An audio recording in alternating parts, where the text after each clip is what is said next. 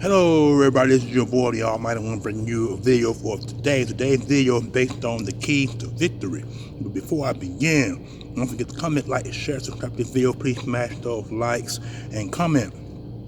Let me know what you think about today's game. Let's jump right into it. Okay, the Eagles play tonight, y'all.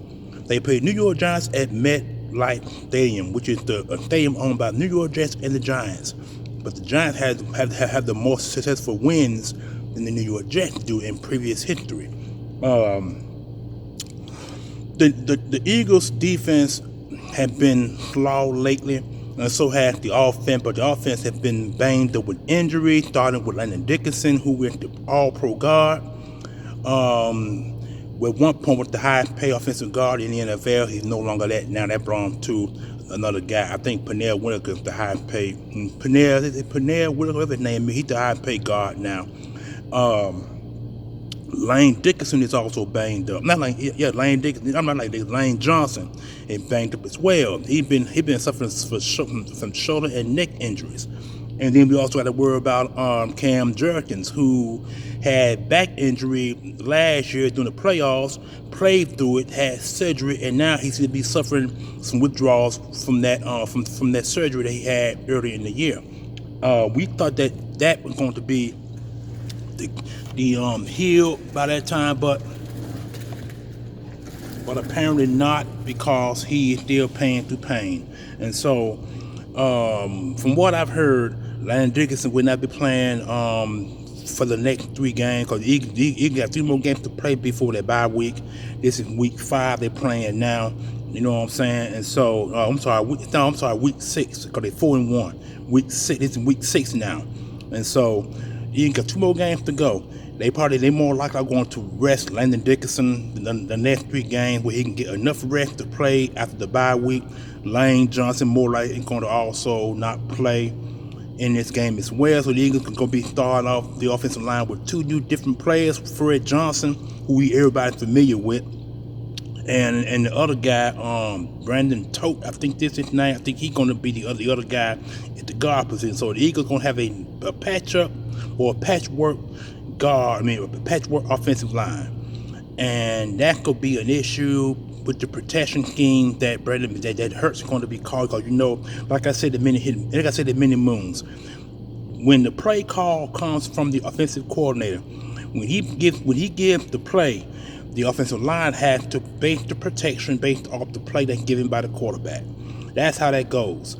And if it doesn't work accordingly, there will be some issues containing the rush. There will be some issues passing and rushing the football. So that is what we're going to be with the New York Giants. This New York Giants defensive line is better than what it was last year.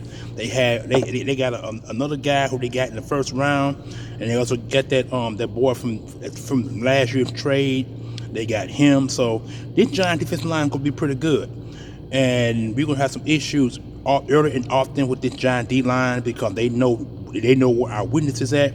The right tackle and the left guard position. They know where the weakness is at, and the center, because the center won't be. And Dick, I think what's his name? Dexter Long. Dexter Long is the Giants All-Pro defensive tackle.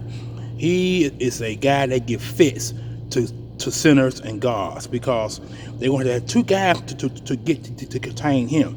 And once you hold 2 guys, then they're going to need another guy open for the rush.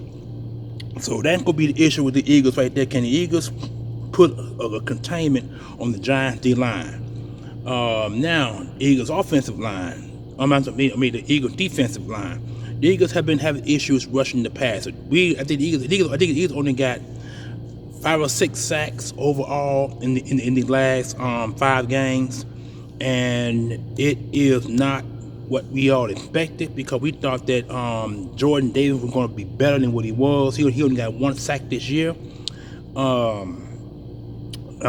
Carter probably not going to be played, because they said they want to rest Carter as well, because Carter dealing with a heel and shoulder injury. So he's more likely not to play in this game as well. So the Eagles going to have basically a patchwork defensive line and a patchwork offensive line. The question is, who's going to rush the passer? Who's going to blitz? Who's going to do this? Who's going to do that? Eagles already have issue at the right cornerback position. That's still an issue.